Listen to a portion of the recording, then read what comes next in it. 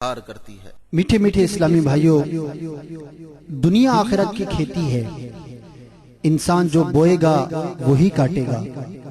اللہ تبارک و تعالی قرآن مجید فرقان حمید میں ارشاد فرماتا ہے فَمَن يَعْمَلْ مِثْقَالَ ذَرَّةٍ خَيْرًا يَرَهُ وَمَن يَعْمَلْ مِثْقَالَ ذَرَّةٍ شَرًّا يَرَهُ۔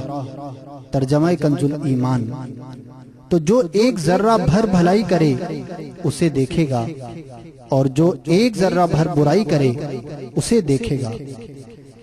مگر دیکھا جاتا ہے کہ انسان غفلت کی وجہ سے اکثر ایسے کاموں میں مبتلا ہو جاتا ہے جو کہ اس کی آخرت کے لیے تباہ کن ہوتے ہیں۔ اسی لیے اللہ تبارک و تعالی کے نیک بندے لوگوں کو نیکی کی دعوت دیتے اور انہیں فکر آخرت کرنے کی ترغیب دلاتے ہیں۔ الحمدللہ رب العالمین، شہزادہ امیر اہل سنت الحاج محمد عبید رضا عطاری المدنی سلمہ الغنی نے قبروں کے احوال کے موضوع پر سنتوں بھرا بیان فرمایا۔ آپ اس بیان کو اول تا آخر سننے کی سعادت حاصل کیجئے، انشاءاللہ عز و جل فکر آخرت کا جذبہ بیدار ہوتا محسوس فرمائیں گے۔ اس بیان کی وی سی ڈی دعوت اسلامی کا اشاعتی ادارہ مکتبۃ المدینہ مختلف مواقع کے مناظر اور آواز کی مکسنگ کے ساتھ پیش کرنے کی سعادت حاصل کر رہا ہے۔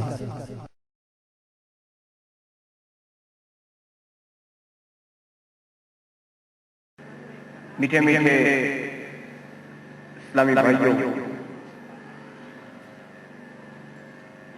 قریب قریب آ کر ہو سکے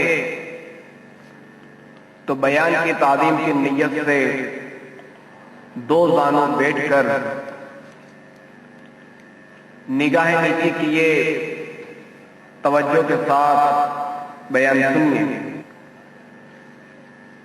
کہ لاپرواہی کے ساتھ ادھر ادھر دیکھتے ہوئے، پیچھے موڑ موڑ کر دیکھتے ہوئے اپنے کپڑے بدن یا بالوں وغیرہ کو سہلاتے ہوئے سننے سے اس کی برکتیں ضائع ہونے کا اندیشہ ہے۔ درود پاک کے متعلق لکھی گئی مشہور و معروف کتاب دلائل الخیرات کے مصنف حضرت سیدنا شیخ ابو عبداللہ سلیمان جزولی رحمۃ اللہ تعالی علیہ، جو کہ خود بھی کثرت سے نبی پاک صلی اللہ تعالی علیہ وآلہ وسلم پر درود شریف پڑھا کرتے تھے،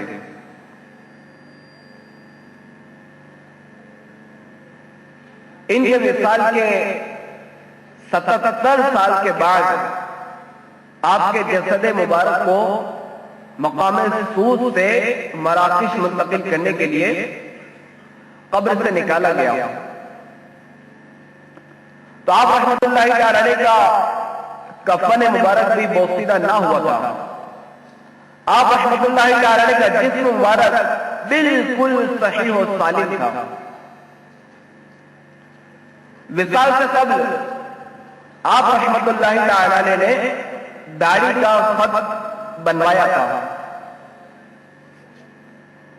ایسا لگتا تھا کہ جیسا کہ آج ہی خط بنوا کر لیتے ہیں، بلکہ کسی نے امتحاناً آپ رحمت اللہ تعالی علیہ کے رخسار مبارک کو انگلی رکھ کر دبایا، جب انگلی اٹھائی تو اس جگہ سے خون ہٹ گیا اور وہ جگہ سفید ہو گئی،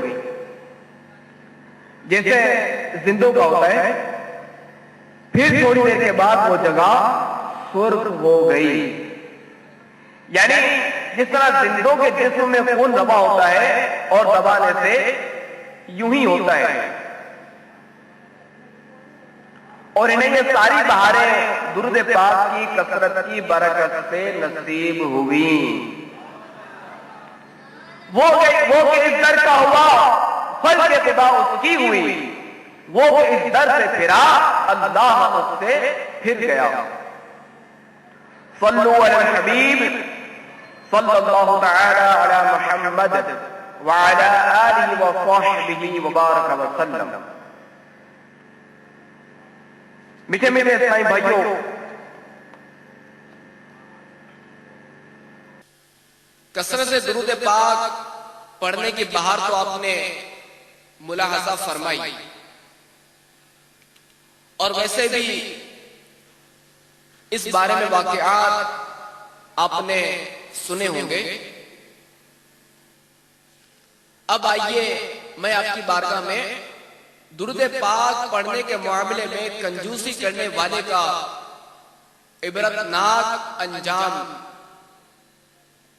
یہ بھی اس طرح کا واقعہ بھی آپ کی بارگاہ میں پیش کرتا ہوں۔ ایک شخص کا انتقال ہو گیا، اس کے لیے قبر کھودی گئی۔ قبر میں ایک خوفناک کالا سانپ نظر آیا، لوگوں نے گھبرا کر وہ قبر بند کر دی اور دوسری جگہ قبر کھودی۔ وہاں بھی وہی کالا سانپ موجود تھا۔ تیسری جگہ قبر کھودی، وہی کالا سانپ وہاں بھی موجود تھا۔ آخر کار سانپ نے زبان سے پکار کر کہا کہ تم جہاں بھی قبر کھودو گے میں وہاں پہنچوں گا۔ لوگوں نے اس سے پوچھا کہ یہ قہر و غضب کیوں ہے؟ سانپ بولا، یہ شخص جب سرکار مدینہ صلی اللہ تعالی علیہ وآلہ وسلم کا نام نامی سنتا تھا تو درود پاک پڑھنے سے بخل کرتا تھا، اب میں اس بخیل کو سزا دیتا رہوں گا۔ وہ کہ اس در کا ہوا خلق خدا اس کی ہوئی، وہ کہ اس در سے پھرا اللہ اس سے پھر گیا۔ صلو علی الحبیب صلی اللہ تعالی علی محمد، توبوا الی اللہ، صلو علی الحبیب۔ جب یہ صلو علی الحبیب کہا جائے تو درود پاک پڑھنا چاہیے۔ اس کے معنی ہے صلو علی الحبیب یعنی حبیب پر درود پاک پڑھو، اور جب کہا جائے توبوا الی اللہ تو اس پر استغفر اللہ۔ صلو علی الحبیب توبوا الی اللہ۔ حضرت سیدنا امام عبداللہ بن اسعد شافعی یافعی یمنی علیہ رحمت اللہ الغنی اپنی مشہور زمانہ کتاب روض الریاحین فی حکایات الصالحین میں لکھتے ہیں، ایک بزرگ نے اللہ تبارک و تعالیٰ کے دربار عالی میں دعا کی، یا اللہ عز و جل مجھے قبر والوں کے احوال دکھا۔ اللہ تبارک و تعالیٰ نے میری دعا کو مستجاب فرمایا، اور ایک رات میں نے دیکھا جیسے قیامت قائم ہے اور قبریں کھل چکی ہیں۔ میں نے دیکھا کہ کچھ قبروں والے سندس پر سوئے ہوئے ہیں اور کچھ ریشم اور دیباج پر، کچھ تختوں پر ہیں اور کچھ ریحان پر۔ ان میں کئی ہنس رہے ہیں تو کئی رو رہے ہیں۔ یہ منظر دیکھ کر میں نے دربار الہی عز و جل میں دعا کی، یا اللہ عز و جل تو نے سب قبر والوں کو برابر کیوں نہ رکھا؟ اس پر قبر والوں میں سے کسی نے ندا دی، اے بندے یہ فرق ان کے عملوں کی وجہ سے، جو لوگ سندس پر سوئے ہیں یہ وہ ہیں کہ جن کے اخلاق اچھے تھے، جو ریشم اور دیباج پر ہیں یہ وہ لوگ ہیں جو راہ خدا عز و جل میں شہید ہوئے، جو ریحان پر آرام فرما ہے یہ خوش نصیب روزہ دار ہیں، جو خوشی سے ہنس رہے ہیں یہ وہ لوگ ہیں جنہوں نے بارگاہ رب العزت میں اپنے گناہوں سے سچی توبہ کر لی تھی، اور جو رو رہے ہیں یہ وہ بد نصیب ہیں جو دنیا میں گناہوں میں منہمک رہے، اور جو اونچے اونچے مراتب والے ہیں یہ وہ سعادت مند لوگ ہیں جو آپس میں صرف اللہ تبارک و تعالیٰ کی رضا و خوشنودی کے لیے دوستی کرتے تھے۔ گورے نے کہا باغ ہوگی خلد کا، مجرموں کی قبر دوزخ کا گھڑا، کھل کھلا کر ہنس رہا ہے بے خبر، قبر میں روئے گا چیخیں مار کر لے توبہ رب کی رحمت ہے بڑی، قبر میں ورنہ سزا ہوگی کڑی۔ تو میٹھے میرے اسلامی بھائیوں خوب یاد رکھیے کہ نیکی اور بدی برابر نہیں، نہ نزعہ میں، نہ دنیا میں، نہ نزعہ میں، نہ قبر میں، نہ حشر میں، نہ میزان پر، نہ پل صراط پر۔ ہمارا پاک پروردگار عز و جل اپنے پاک کلام میں ارشاد فرماتا ہے وَلَا تَسْتَوِي الْحَسَنَةُ وَلَا السَّيِّئَةُ، ترجمہ کنز الایمان، اور نیکی اور بدی برابر نہ ہو جائیں گی۔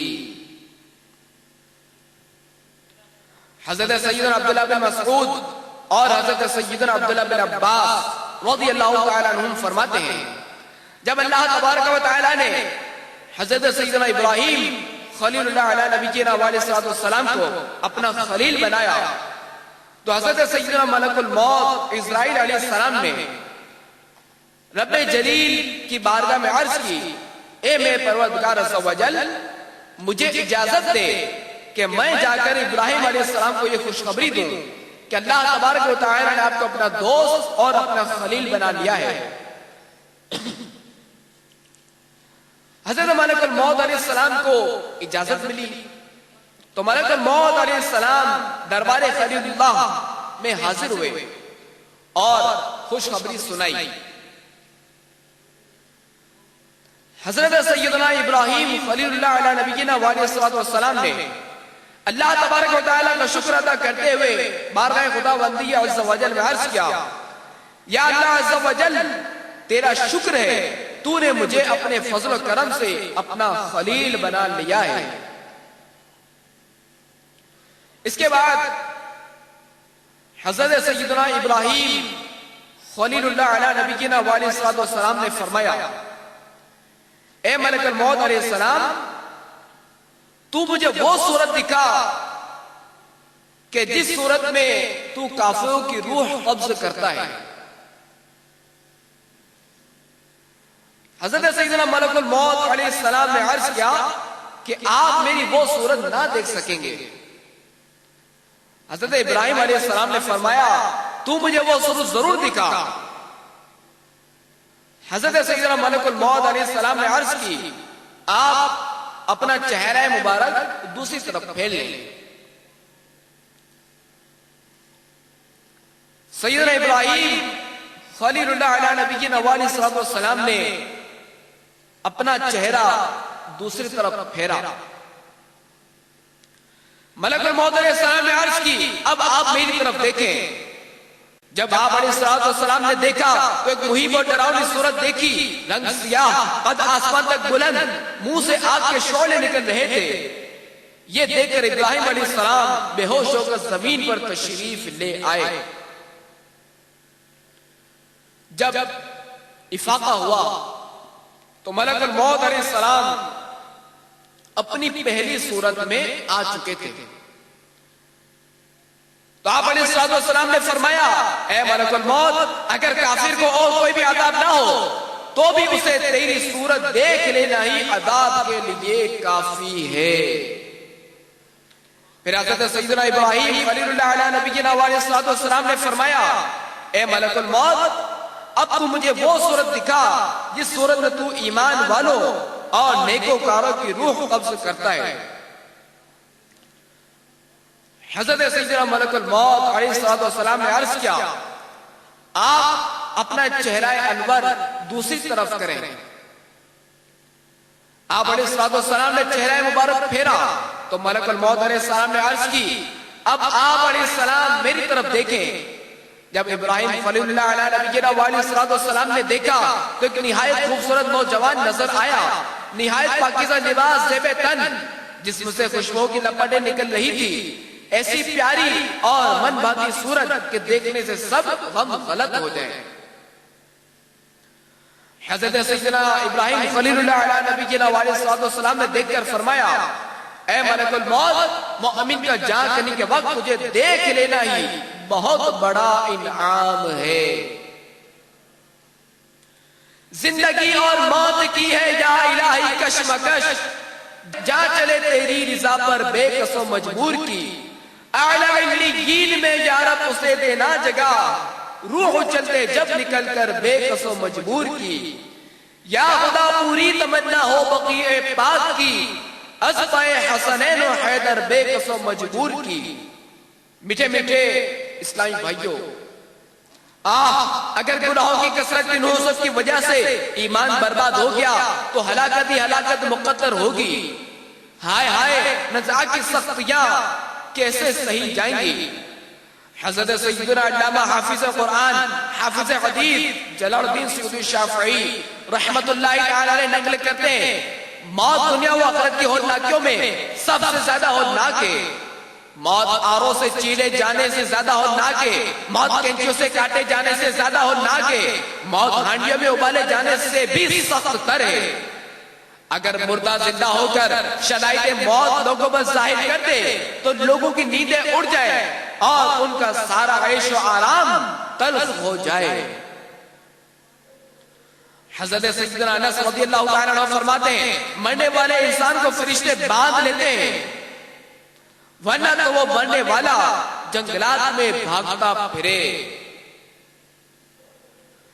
حضرت سیدنا میسرہ رضی اللہ تعالیٰ عنہ فرماتے ہیں، اگر موت کی تکالیف کا ایک قطرہ تمام آسمان و زمین والوں پر ٹپکا دیا جائے تو سب مر جائیں، لیکن قیامت میں ایک گھڑی کی تکلیف اس تکلیف سے 70 گنا زائد ہوگی۔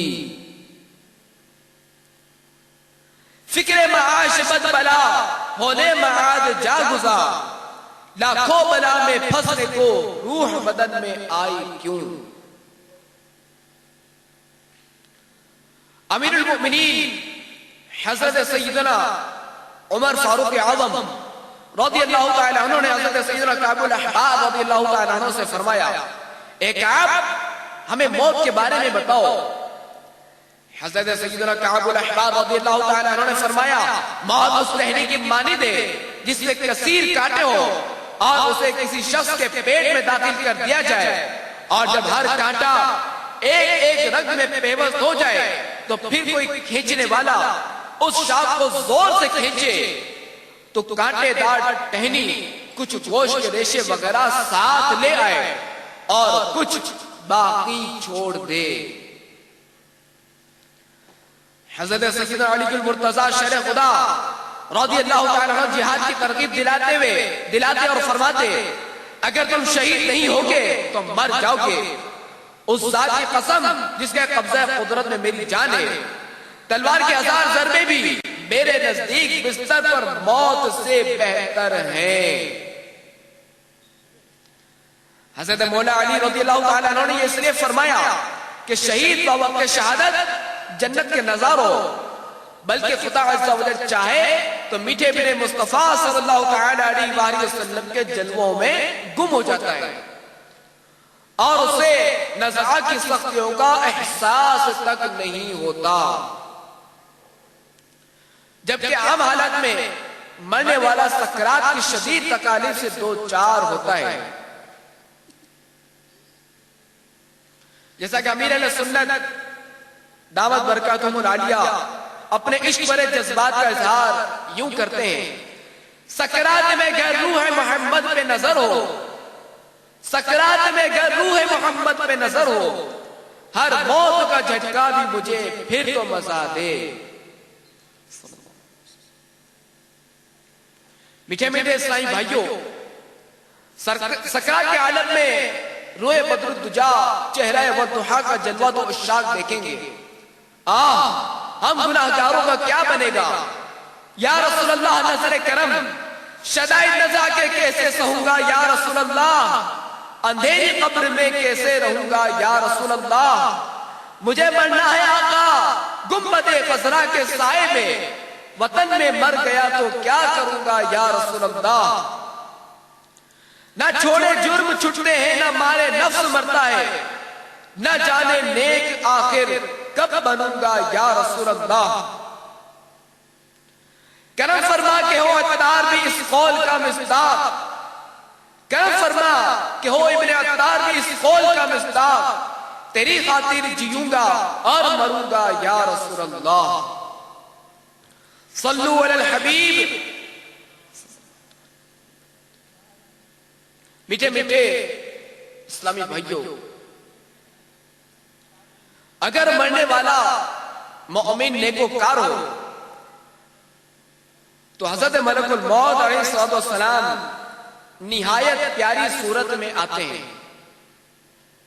مومن مرد ہو یا عورت ملک الموت کو دیکھ کر خوش ہوتا ہے. اور اگر وہ 5 وقت کا نمازی ہو تو ملک الموت علیہ السلام اس کو پہچان لیتے ہیں کہ یہ تو فلاں مسجد دیکھا تھا. تو حضرت ملک الموت علیہ السلام اس مرنے والے سے شیطان کو دور بھگا دیتے ہیں اور کلمہ طیبہ لا الہ الا اللہ محمد رسول اللہ یاد دلاتے ہیں. اور حضرت ملک الموت علیہ السلام اس بندہ مومن بندہ نیکوکار کے ساتھ ایسی شفقت فرماتے ہیں کہ ایسی شفقت ماں کو بھی اپنے بچے کے ساتھ نہیں ہو سکتی. اور فرشتوں کے ہاتھ میں ریحان کے پھول ہوتے ہیں. ان پھولوں کے 20 رنگ ہوتے ہیں اور ہر پھول کی خوشبو دوسروں سے نرالی ہوتی ہے. ان فرشتوں کے ہاتھوں میں جنتی کفن اور جنت کی خوشبوئیں ہوتی ہیں. وہ اس بندہ مومن بندہ نیکوکار کی روح کو یوں بہلاتے ہیں جیسے کہ بچے کو کسی پیاری چیز کے ساتھ بہلایا جاتا ہے. اسی اثنا میں اس مومن نیکوکار کو اس کا جنتی محل دکھا دیا جاتا ہے. جیسا کہ حضرت سیدنا انس رضی اللہ تعالیٰ عنہ روایت کرتے ہیں کہ رسول اللہ عز و جل صلی اللہ علیہ وسلم نے فرمایا جو میرا امتی مجھ پر روزانہ 1000 مرتبہ درود پاک پڑھے تو جب تک اسے جنت کا مکان نہ دکھایا جائے گا اس کی جان قبض نہ کی جائے گی. تو میٹھے میٹھے اسلامی بھائیوں، اور پھر جب وہ اپنا مکان دیکھتا ہے تو کبھی حوروں کو دیکھتا ہے، کبھی وہاں کے لباسوں کو دیکھتا ہے، کبھی جنت کے پھلوں کو دیکھتا ہے. اس مومن کو یوں بہلایا جاتا ہے جیسے کہ بچے کو بہلاتے ہیں. پھر اس کی روح اچھلتی ہے جیسے بچے کو کوئی خوش رنگ پھول وغیرہ دکھایا جائے تو وہ اچھلتا ہے. تو حضرت ملک الموت سیدنا اسرائیل علیہ السلام فرماتے ہیں اے نفس مطمئنہ، اے پاک روح اپنے رب کریم عز و جل کی طرف اور جنت کی نعمتوں کی طرف نکل آ. مومن نیکوکار کی روح جسم سے یوں نکلتی ہے جیسے مشکیزے کا منہ ڈھیلا کر دیا جائے تو پانی کا قطرہ نکل آتا ہے، یا جیسے گوندے ہوئے آٹے سے بال نکال لیا جائے. ملک الموت علیہ السلام اس مومن نیکوکار کی جان نکال کر فوراً رحمت والے فرشتوں کے سپرد کر دیتے ہیں. وہ فرشتے یہ کہہ کر لیتے ہیں سلام علیکم ادخل الجنت بما کنتم تعملون، یعنی اے اللہ عز و جل کے پیارے تجھ پر سلام ہو، تو جنت میں داخل ہو جا کیونکہ تو نیک عمل کرتا تھا. اس وقت روح جسم کی طرف متوجہ ہو کر کہتی ہے اے جسم تجھے اللہ تعالیٰ بہتر جزا دے کیونکہ تو مجھے نیکی کی طرف جلدی لے جاتا تھا اور گناہوں کی طرف جانے سے روکتا تھا. تجھے مبارک ہو، تو خود بھی عذاب الہی سے بچ گیا اور مجھے بھی بچا لیا. پھر جسم روح سے مخاطب ہوتا ہے اے مبارک روح تجھے بھی اللہ تعالیٰ بہتر جزا دے کیونکہ میں تیری وجہ سے نیک کام کرتا تھا اور تیرے روکنے سے میں گناہوں سے بچا رہا. تجھے مبارک ہو اے روح تو خود بھی عذاب الہی سے بچ گئی اور مجھے بھی بچا لیا. پھر فرشتے اس پاک روح کو لے کر آسمان کی طرف پرواز کرتے ہیں. راستے میں سے مرحبا اور شاباش کہتے جاتے ہیں اور جب پہلے آسمان میں پہنچتے ہیں اور آسمان کا دروازہ کھٹکھٹاتے ہیں، آسمان کے دروازوں میں جو پہرے دار فرشتے ہیں وہ پوچھتے ہیں کون ہے؟ فرشتے جواب میں کہتے ہیں کہ فلاں بیٹا یا بیٹی فلاں کا فلاں شہر محلہ میں رہنے والا ہے، اس کی روح ہے. وہ دربار فرشتے کہتے ہیں مرحبا مرحبا، خوش آمدید، ہم اسے جانتے ہیں، اس کے نیک عمل یہیں سے گزر کر اوپر دربار الہی عز و جل میں جایا کرتے تھے. فرشتے مرحبا مرحبا اور خوش آمدید کہتے ہوئے دروازہ کھول دیتے ہیں اور مبارکباد دیتے ہیں. پھر پہلے آسمان والے اس روح کو دوسرے آسمان تک وداع کرنے جاتے ہیں. پھر دوسرے آسمان والے تیسرے، چوتھے، پانچویں، چھٹے، ساتویں آسمان پر یوں ہی ہوتا ہے. پھر جب فرشتے اس کی روح کو لے کر اوپر جاتے ہیں تو اوپر فرشتوں کے آقا حضرت جبرائیل علیہ السلام 70,000 فرشتے لے کر اس مومن نیکوکار کی روح کے استقبال کے لیے کھڑے ہوتے ہیں. اور جب جبرائیل علیہ السلام اور فرشتے اس پاک روح کا استقبال کرتے ہیں تو سب فرشتے اس پاک روح کو اللہ تبارک تعالیٰ کی طرف سے بشارتیں سناتے ہیں. اے پاک روح، تجھے بشارت ہو کہ تیرا رب عز و جل تجھ پر راضی ہے، تیرے لیے انعام و اکرام تیار ہے. اس کے بعد جب ملائکہ کرام علیہ السلام اس پاک روح کو لے کر عرش الہی عز و جل تک پہنچتے ہیں تو وہ پاک روح رب تعالیٰ کے دربار میں سجدے میں گر جاتی ہے. پھر اللہ تبارک و تعالیٰ ملک الموت اور دوسرے فرشتوں کو فرماتا ہے اس بندہ مومن نیکوکار کا نام علیین کے دفتر میں لکھ دو اور اس کو واپس زمین پر لے جاؤ. فرشتے اس کا نام درج کر کے اس کے جسم کو غسل دینے سے پہلے اس کی پاک روح کو جنتی اور ریشمی رومالوں میں رکھے ہوئے اس کے جسم کے پاس لے آتے ہیں. اب وہ پاک روح دیکھ رہی ہوتی ہے کہ کون نہلاتا ہے، کون پانی ڈال رہا ہے، کون کفن بچھا رہا ہے.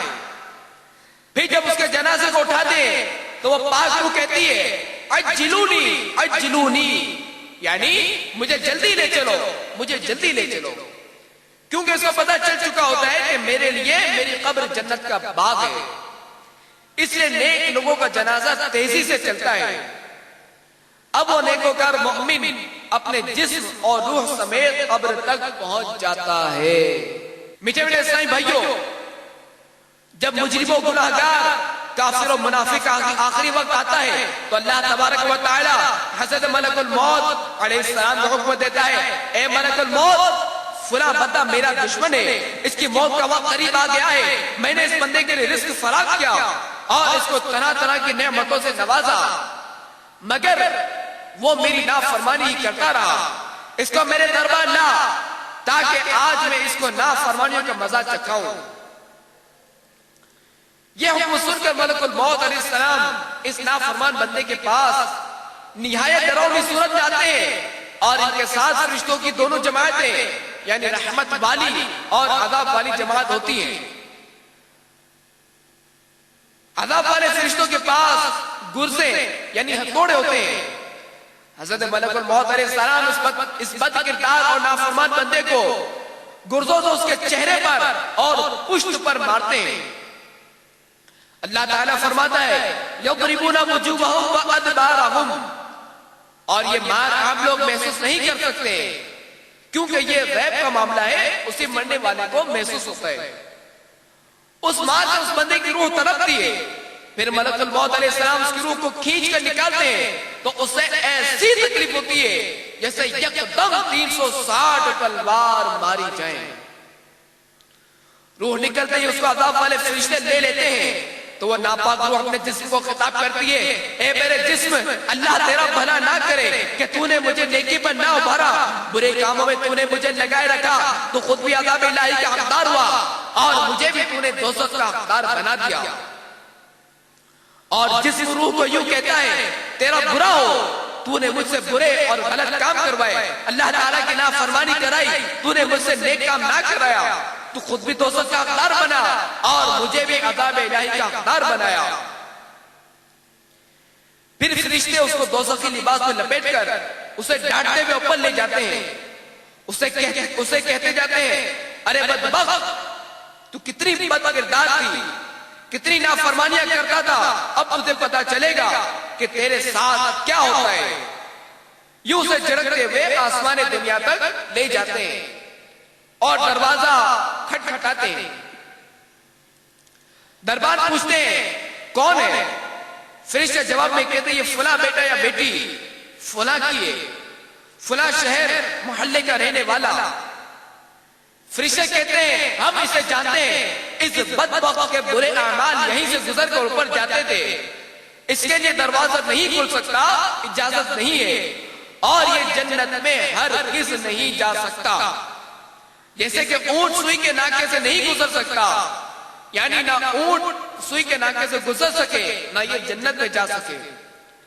وہیں پہ فرمان الہی آتا ہے کہ اس ناپاک روح کو جہنم کے زمین کے نیچے لے جاؤ، وہاں دفتر میں جہاں دو سخیوں کے نام لکھے جاتے ہیں اس کا نام بھی لکھو۔ فرشتے اسے دو سخیوں کے دفتر میں نام لکھوا کر غسل دینے سے پہلے میت کے پاس لے آتے ہیں۔ وہ دیکھ رہا ہوتا ہے کہ کون پانی ڈال رہا ہے، کون کفن بچھا رہا ہے۔ پھر جب اس کا جنازہ اٹھاتے ہیں تو ناپاک روح رو رو کر کہتی ہے، ہائے میرے باپ مجھے کہاں لے جا رہے ہو، ہائے میرے بھائی میرے دوست مجھے نہ لے جاؤ۔ آخر کار اسے لے جا کر قبر میں دفن کر دیا جاتا ہے۔ گھوڑے نے کیا باغ ہوگی خلد کا، مجرموں کی قبر دوزخ کا گڑا، کھلکھلا کر ہنس رہا ہے بے خبر، قبر میں روئے گا چیخیں مار کر، کر لے توبہ رب کی رحمت ہے بڑی، قبر میں ورنہ سزا ہوگی کڑی۔ میٹھے میٹھے اسلامی بھائیوں، قرآن پاک میں پہلے ہی سے ارشاد فرما دیا گیا ہے وَلَا تَسْتَوِي الْحَسَنَةُ وَلَا السَّيِّئَةُ، ترجمہ کمزور ایمان اور نیکی اور بدی برابر نہ ہو جائیں گی۔ میٹھے میٹھے اسلامی بھائیوں، اللہ تبارک و تعالی ہمیں اپنا اور اپنے حبیب مکرم رسول محتشم شہنشاہ امم سراپا جود و کرم صلی اللہ تعالی علیہ وآلہ وسلم کا مطیع و فرما بردار بنے، ہمیں نیکیوں کی توفیق عطا فرمائے، نیکیوں کی اور نیکوں کی بھی کیا خوب بہاریں۔ آئیے یہ بھی آپ کی بارگاہ میں عرض کرتا ہوں، اس کے بھی چند واقعات آپ کی بارگاہ میں پیش کرتا ہوں نیک لوگوں کے۔ چنانچہ گکھڑ ضلع گجرانوالہ پنجاب کے نوائی گاؤں فتح گڑھ میں حضرت سلطان باہو رحمت اللہ علیہ کے خلیفہ اور ممتاز عالم دین پیر غلام حیدر رحمت اللہ علیہ کی قبر مبارک جدید تعمیر کے سلسلے میں ہونے والی کھدائی کے دوران اچانک کھل گئی۔ جیسے قبر کھلی ہر طرف خوشبو پھیل گئی، آپ کا سر مبارک نظر آنے لگا۔ حضرت پیر غلام حیدر رحمت اللہ علیہ کی وفات کو 54 سال گزر چکے تھے، لیکن ابھی تک سر کے بالوں کے کنڈل بھی خراب نہیں ہوئے تھے، بلکہ مہندی کی چمک دمک میں بھی فرق نہ آیا تھا۔ مانگ یوں نکلی ہوئی تھی جیسے ابھی کسی نے کنگھی کی ہو۔ پیشانی پر سبز رنگ کا رومال جو کہ حضرت سلطان باہو رحمت اللہ علیہ کے مزار شریف کے غلاف کا ٹکڑا تھا، اس کا رنگ بھی نہیں بدلا تھا۔ صاحب مزار کے پڑھ توتے سعادت عبد الرحمن جامی کا کہنا ہے کہ جب میں نے حضرت کے بالوں کا ہاتھ لگایا تو بالوں میں پانی کی نمی بھی موجود تھی اور سعادت عبد الرحمن کے ہاتھ سے ڈبل 12 گھنٹے تک عمدہ خوشبو آتی رہی۔ 3 دن تک ہزاروں کی تعداد میں لوگوں نے زیارت کی سعادت حاصل کی، اور یہ واقعہ نوائے وقت اور جنگ اخبار میں چھپ چکا ہے۔ جو اپنی زندگی میں سنتیں ان کی سجاتے ہیں، خدا و مصطفیٰ پیارا انہیں اپنا بناتے ہیں۔ صلو علی الحبیب صلی اللہ تعالی علی محمد۔ شرح صدور میں ایک شخص فوت ہوا، پھر کسی کو خواب میں ملا۔ دیکھنے والے نے پوچھا یہ کستوری کی سی خوشبو کہاں سے آئی جو کہ آپ کی قبر سے نکلتی رہتی ہے؟ اس نے بتایا یہ خوشبو تلاوت قرآن کی اور روزے کی ہے۔ حضرت محدث اعظم پاکستان مولانا محمد سردار احمد رحمت اللہ علیہ کا جنازہ مبارکہ سردار آباد ریلوے اسٹیشن سے جامعہ رضویہ لایا جا رہا تھا۔ جنازہ مبارکہ جب کچہری بازار کے سرے پر پہنچا تو اچانک لوگوں کی آنکھوں نے دیکھا کہ جنازہ مبارکہ پر انوار و تجلیات کی بارش ہو رہی ہے۔ شہزادہ اعلی حضرت حضور مفتی اعظم ہند رحمت اللہ علیہ کا 14 محرم الحرام 1420 ہجری رات تقریباً 1:40 پر بریلی شریف میں وصال ہوا۔ بعد وصال آپ رحمت اللہ تعالی علیہ کے چہرے زیبا پر آثار تبسم تھے، اور آپ رحمت اللہ تعالی علیہ حضرت شیخ سعدی رحمت اللہ تعالی علیہ کے ان 2 فارسی اشعار کے مصداق تھے، جن کا ترجمہ یہ: اے انسان، تجھے یاد ہے کہ جب تو پیدا ہوا تھا تو سب ہنس رہے تھے اور تو رو رہا تھا، لیکن وقت رخصت موت تیری شان یہ ہونی چاہیے کہ تو ہنس رہا ہو اور سب رو رہے ہوں۔ تو گویا کہ آپ رحمت اللہ تعالی علیہ ان 2 اشعار کے مصداق تھے۔ ہندوستان کے جلیل القدر محدثین و مفسرین اور مشائخ اور خاندان کے افراد کی موجودگی میں حضور مفتی اعظم ہند رحمت اللہ تعالی علیہ کو غسل دیا جا رہا تھا۔ تمام ملبوسات اتار لیے گئے اور ایک چادر آپ رحمت اللہ تعالی علیہ کے جسم مبارک پر ڈال دی گئی۔ اچانک ہوا چلی اور جسم طاہر پر پڑی ہوئی چادر مبارک ہوا کی وجہ سے ہلنے لگی۔ قریب تھا کہ بے پردگی ہو جاتی، حضور مفتی اعظم ہند رحمت اللہ تعالی علیہ کے ہاتھ میں حرکت پیدا ہوئی اور ہاتھ بتدریج اٹھا، جس کو تمام حاضرین نے سر کی آنکھوں سے دیکھا۔ حضور مفتی اعظم ہند رحمت اللہ تعالی علیہ نے اس اڑنے اور کھسکنے والی چادر کو انگشت شہادت اور بیچ والی انگلی کی گرفت میں لے لیا اور پھر بتدریج ہاتھ مبارک نیچے آ گیا اور جسم مبارک پر چادر تن گئی، اور آپ نے تا فراغت غسل چادر کو اپنے دستے مبارک سے نہ چھوڑا۔ جب کفن زیب تن کرنے کا وقت آیا تو چادر دستے پاک سے چھوڑ دی۔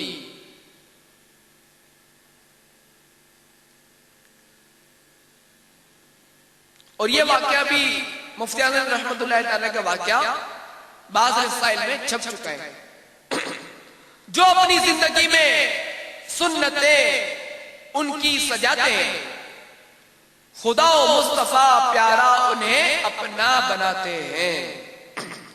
صلو علی الحبیب صلی اللہ تعالی علی محمد وعلی آلہ وصحبہ وبارک وسلم۔ میٹھے میٹھے اسلامی بھائیوں، یہ تو میں نے آپ کو نیکوکار کے واقعات سنائے۔ اب آئیے بد اعمال کا وبال کا واقعہ بھی سنتے ہیں۔ گلزار طیبہ یہ پنجاب کا ایک شہر ہے، شرگودا کہ ایک محلے میں ایک مکان سے بہت سارے مرد اور عورتیں خوفزدہ ہو کر بھاگے جا رہے تھے۔ دریافت کے اندر معلوم ہوا کہ ایک آدمی مر گیا ہے، اس کے رشتہ دار اکٹھے تھے۔ ابھی مردے کو نہلانے کی تیاری ہو رہی تھی کہ یکایک بہت بڑا سانپ کہیں سے آ نکلا۔ اس نے میت کو اپنی لپیٹ میں لے لیا، جس کی وجہ سے لوگ بھاگ رہے تھے۔ اس واقعے کو بیان کرنے والا کہتا ہے، ہم اندر گئے تو واقعی سانپ موجود تھا۔ ہم نے میت کے لواحقین کو بتایا کہ یہ سانپ نہیں بلکہ اس کے اعمال کا وبال ہے۔ اس سے نجات کی ایک ہی صورت ہے کہ خوب گڑ گڑا کر اللہ تبارک و تعالی سے دعا کی جائے۔ جب دعا کی تو سانپ چلا گیا۔ پھر جب میت کو نہلا کر کفن پہنا کر قبر کے پاس لے گئے تو دیکھا کہ وہی سانپ قبر میں موجود تھا۔ بڑی مشکل سے میت کو قبر میں اتارا گیا۔ پھر جو ہی میت کو قبر میں رکھا تو سانپ میت کے ساتھ لپٹ گیا۔ لوگ جلدی سے قبر بند کر کے توبہ و استغفار کرتے ہوئے واپس لوٹ گئے۔ یہ واقعہ بھی 13 دسمبر سن 1992 کو اخبار میں شائع ہو چکا ہے۔ وَلَا تَسْتَوِي الْحَسَنَةُ وَلَا السَّيِّئَةُ، اور نیکی اور بدی برابر نہ ہو جائیں گی۔ گورینے کا باغ ہوگی خلد کا، مجرموں کی قبر دوزخ کا گڑھا، کھل کھلا کر ہنس رہا ہے بے خبر، قبر میں روئے گا چیخیں مار کر لے توبہ رب کی رحمت ہے بڑی، قبر میں ورنہ سزا ہوگی کڑی۔ صلو علی الحبیب، توبوا الی اللہ، صلو علی الحبیب۔ قرآن پاک میں ارشاد ہوتا ہے ان الابرار لفی نعیم، ان الابرار لفی نعیم وان الفجار لفی جحیم۔ ترجمہ کنز الایمان، بے شک نیکوکار ضرور چین میں ہیں اور بے شک بدکار ضرور دوزخ میں ہیں۔ خلیفہ اعلی حضرت مفسر قرآن صدر الافاضل مفتی سید حافظ محمد نعیم الدین مراد آبادی علیہ رحمت اللہ الہادی ان آیات کی تفسیر بیان کرتے ہوئے فرماتے ہیں مؤمنین صادق الایمان جنت میں اور کافر جہنم میں ہوں گے۔ پارہ 30 سورۃ الانشقاق آیت 6 تا 15 میں ارشاد ہوتا ہے بسم اللہ الرحمن الرحیم یا ایھا الانسان انک کادح الی ربک کدحا فملاقیہ فاما من اوتی کتابہ بیمینہ فسوف یحاسب حسابا یسیرا وینقلب الی اہلہ مسرورا واما من اوتی کتابہ وراء ظہرہ وسوف يدعو ثبورا ويصلى سعيرا انه كان في اهله مسرورا انه ظن ان لن يحور بلى ان ربه كان به بصيرا۔ ترجمہ کنز الایمان، اے آدمی بے شک تجھے اپنے رب کی طرف ضرور دوڑنا ہے پھر اس سے ملنا، تو وہ جو اپنا نامہ اعمال دانے ہاتھ میں دیا جائے اس سے عنقریب سہل حساب لیا جائے گا اور اپنے گھر والوں کی طرف شاد شاد پلٹے گا، اور وہ جس کا نامہ اعمال اس کی پیٹھ کے پیچھے دیا جائے وہ عنقریب موت مانگے گا اور بھڑکتی آگ میں جائے گا۔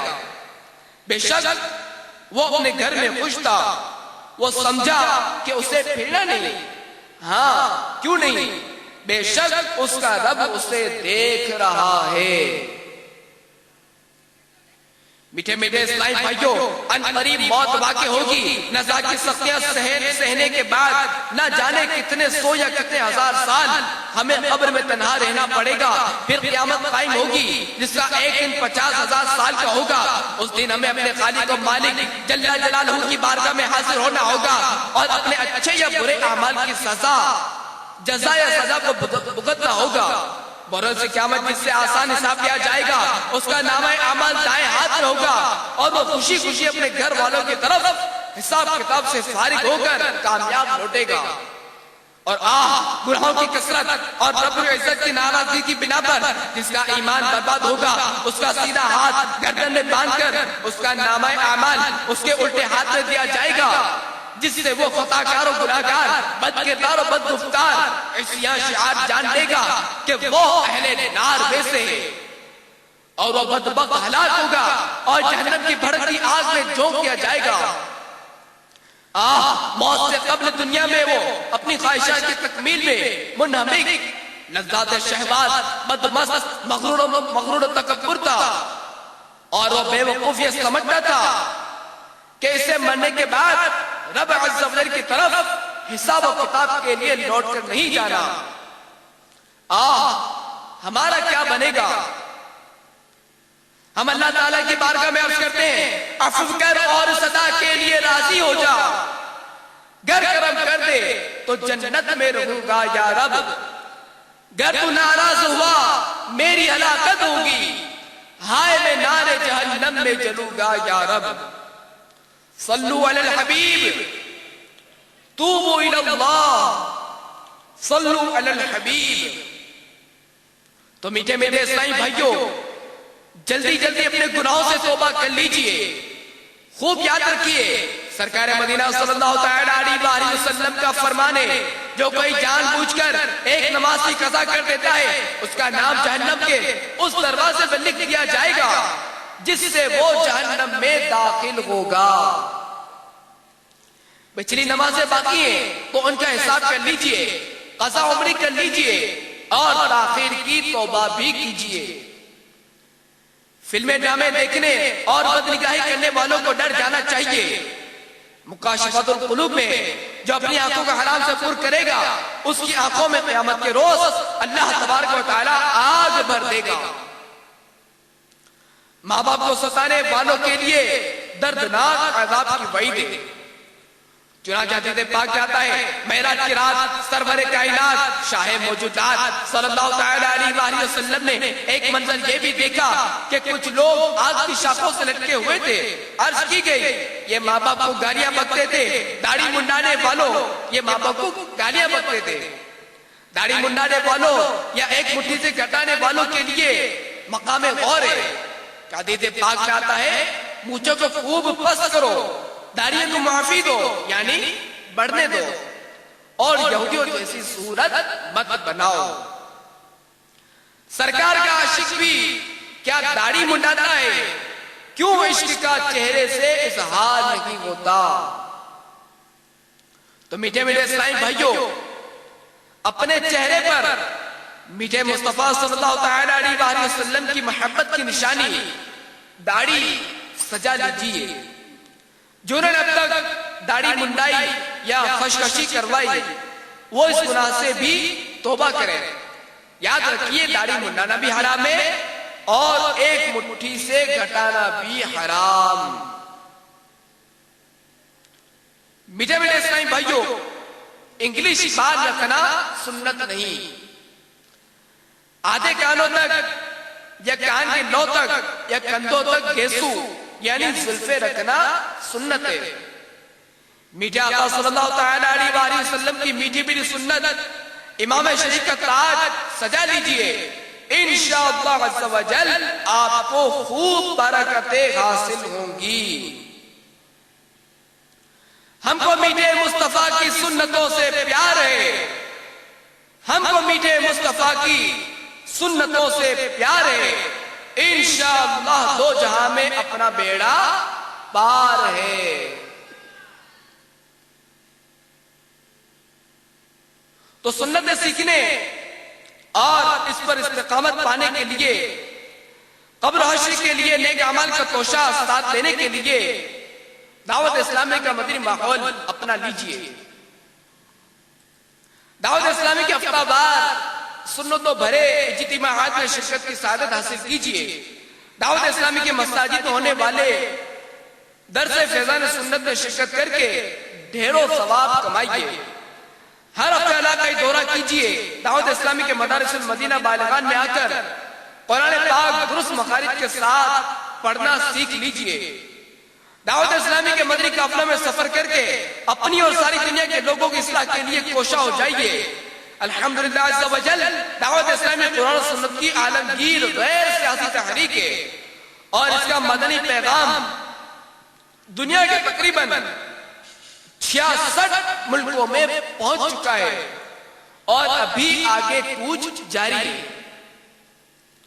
دعوت اسلامی اور دعوت اسلامی والوں اور والیوں پر بھی الحمدللہ عز و جل اللہ اور اس کے رسول کا بے حد کرم ہے. چنانچہ 3 رمضان مبارک 1426 ہجری بروز ہفتہ پاکستان کے مشرقی حصے میں خوفناک زلزلہ آیا جس میں لاکھوں افراد فوت ہوئے. انہی میں مظفر آباد کشمیر کے علاقہ میرا تسولیہ کے مقیم 19 سالہ نسرین اطاریہ بنت غلام المرسلین جو کہ دعوت اسلامی کے ہفتہ وار سنتوں بھرے اجتماع میں شرکت فرماتی تھی، یہ بھی شہید ہو گئی. مرحومہ کے والد اور دیگر گھر والوں نے 8 ذوالقعدۃ الحرام 1426 ہجری شب پیر رات تقریباً 10 بجے کسی وجہ سے قبر کو کھول دیا. یک بار کی آنے والی خوشبوؤں کے لپٹوں سے مشاں میں دماغ معطر ہو گئے. شہادت کو 70 ایام گزر جانے کے باوجود نسرین اطاریہ کا کفن سلامت اور بدن بالکل تر و تازہ تھا. اللہ عز و جل کی ان پر رحمت ہو اور ان کے صدقے ہماری مغفرت ہو. عطائے حبیب خدا مدنی ماحول ہے فیضان غوث و رضا مدنی ماحول. سلامت رہے یا خدا مدنی ماحول بچے نظر بس سے صدا مدنی ماحول. ہے اسلامی بھائی سبھی بھائی بھائی ہے بے حد محبت بھرا مدنی ماحول. یہاں سنتیں سیکھنے کو ملیں گی دلائے گا خوف خدا مدنی ماحول. نبی کی محبت میں رونے کا انداز تم آ جاؤ سکھلائے گا مدنی ماحول. تو داڑھی بھی بڑھا لے امامہ بھی سجا لے ہے اچھا نہیں ہے برا مدنی ماحول. سنور جائے گی آخرت انشاءاللہ تم اپنائے رکھو صدا مدنی ماحول. یقیناً مقدر کا وہ ہے سکندر جسے خیر سے مل گیا مدنی ماحول. اللہ تعالی ہمیں دعوت اسلامی اور امیر اہل سنت کی غلامی پر اخلاص و استقامت نصیب فرمائے. آمین بجاہ النبی الامین صلی اللہ تعالی علیہ وآلہ وسلم. یا شفیع الورا سلام علیک یا نبی الہدی سلام علیک خاتم الانبیاء سلام علیک سید الاصفیاء سلام علیک یا شفیع الورا سلام علیک یا نبی الہدی سلام علیک. لوٹنے رحمتیں قافلے میں چلو سیکھنے سنتیں قافلے میں چلو قافلے میں چلو قافلے میں چلو قافلے میں چلو قافلے میں چلو.